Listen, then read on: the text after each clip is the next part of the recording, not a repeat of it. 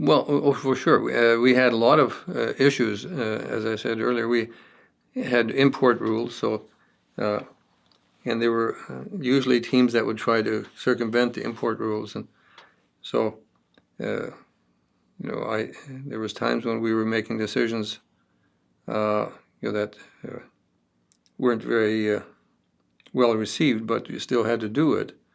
And for many years, there was a league executive that sort of ran the league as a sort of a triumvirate.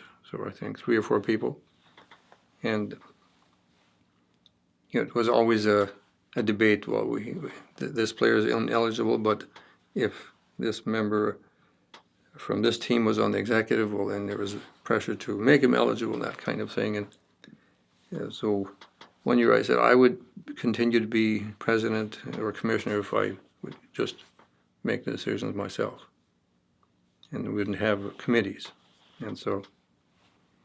And they agreed to do that, and then I think I continued to run the league for another 15 years like that.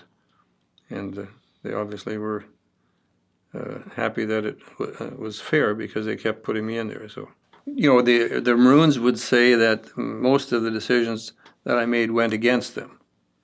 But I would think that I would do it on a fair basis. And in hindsight, they won't say that. But the fact that it still exists, that has maintained year after year, and that many of the original teams have come back, and I think it's the longest running league in Manitoba that I know of, and so that's, I guess, the biggest.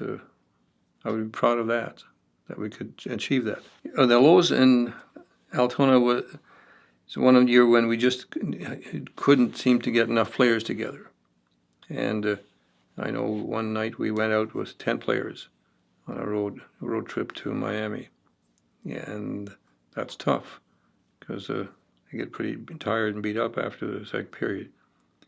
And it sort of was at that time that we said we had to do something that would develop a stream of players coming up, and that's when we developed the hockey school idea, where we just worked early in fall and got all the kids to register for hockey school, and Harry Salkers would teach them the basics and the discipline and all of that. And after that process, there was never really a shortage of players.